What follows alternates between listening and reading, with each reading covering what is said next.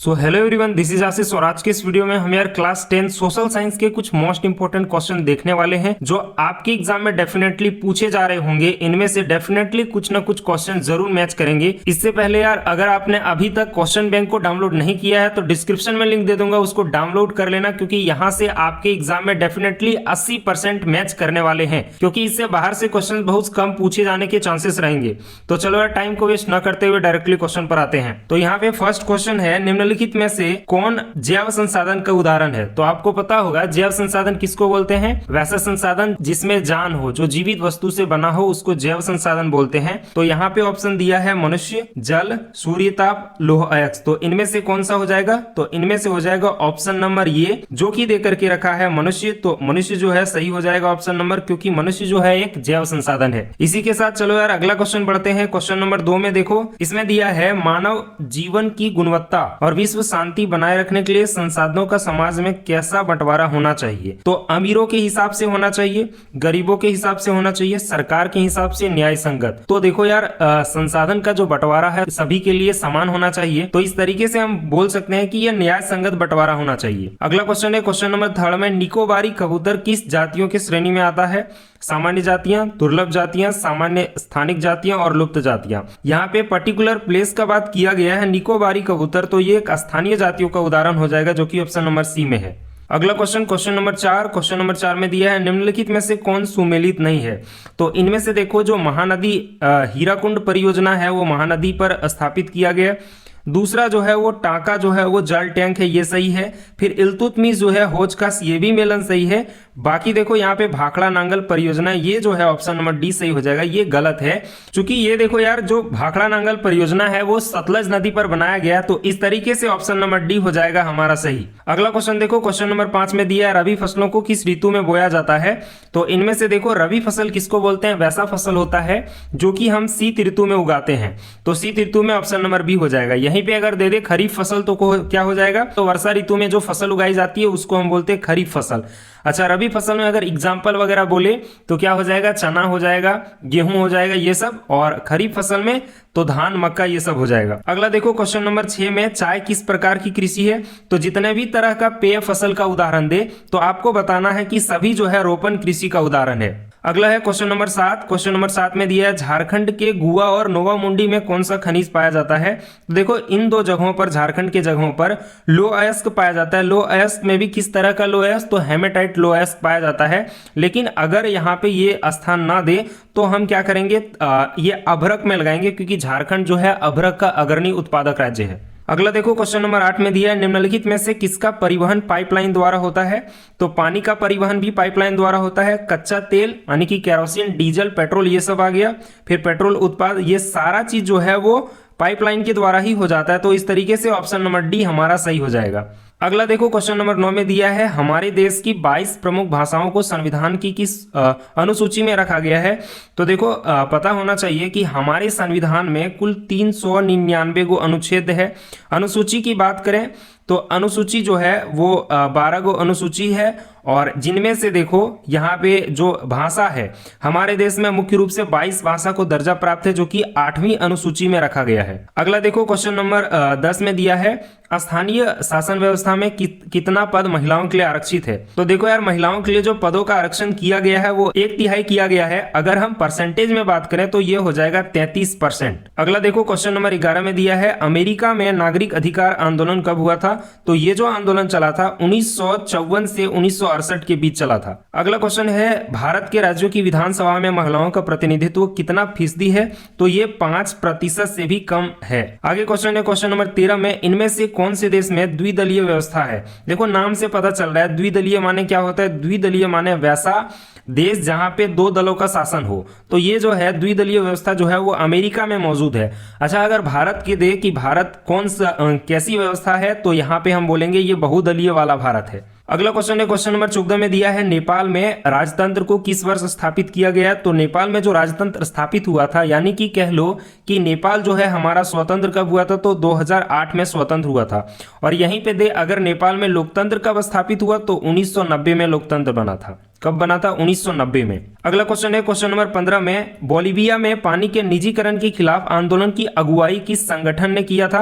तो ये करने वाला था फेडेकोर, और ये फेडेकोर ने कब किया था? तो ये 2000 में किया गया था। और ये दे दे कि फेडेकोर की स्थापना कब हुई थी? तो 1997 में हुई थी। अगला क्वेश्चन दिया है, केरल में शिशु मृत्यु दर कम होने का कारण निम्न में से कौन सा है?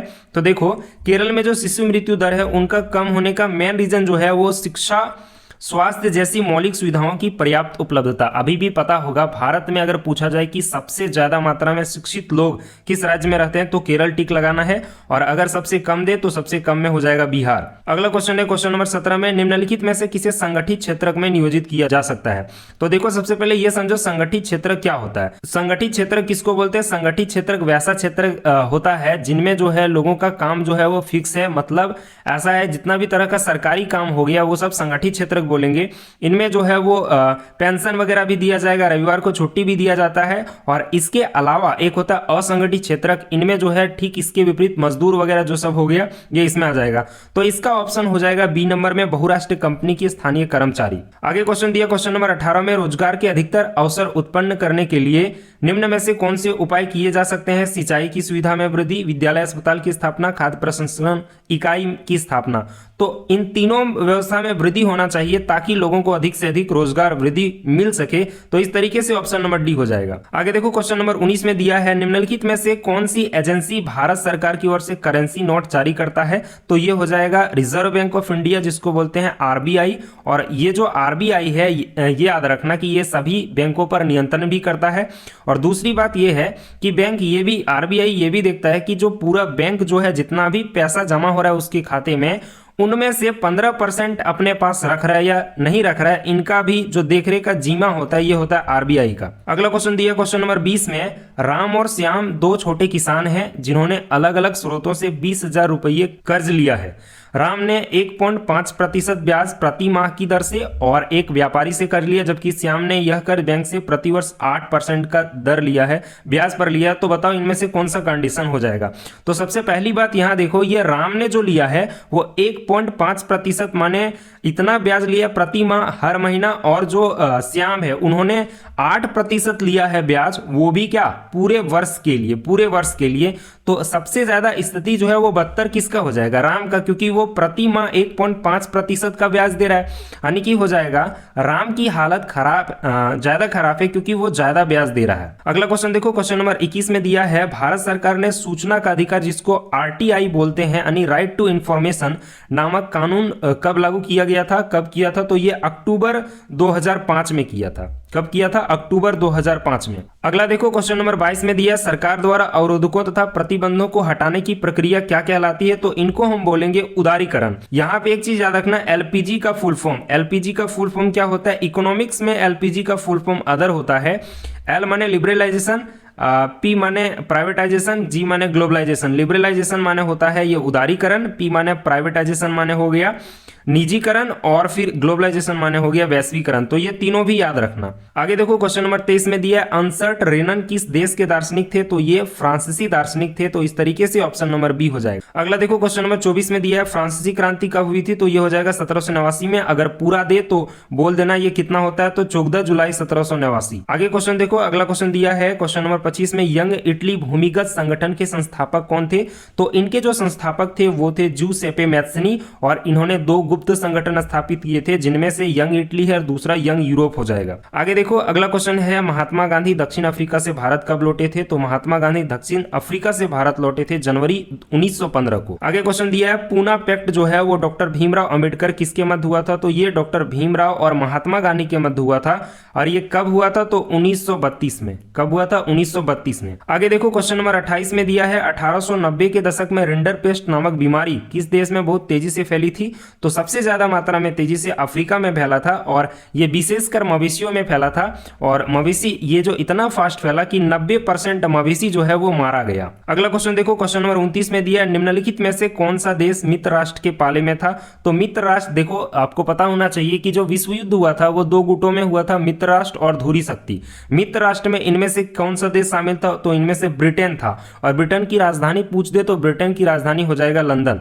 आगे देखो क्वेश्चन नंबर 30 में स्पिनिंग जेनी मशीन किसके द्वारा बनाई गई थी? तो ये जेम्स हर्ग्रीव्स द्वारा बनाई गई थी। कब बनाई गई थी? तो 1764 में बनाई गई थी। और इनका कार्य क्या था? तो स्पिनिंग जेनी मशीन ने जो है वो कताई की प्रक्रिया को तेज कर दी थी, जिससे कारण महिलाओं का रोजगार जो है छिन गया था। तो इस तरीके से हम लोगों ने 30 महत्वपूर्ण क्वेश्चन देख लिए जो कि बहुत ज्यादा इंपॉर्टेंट क्वेश्चन थे।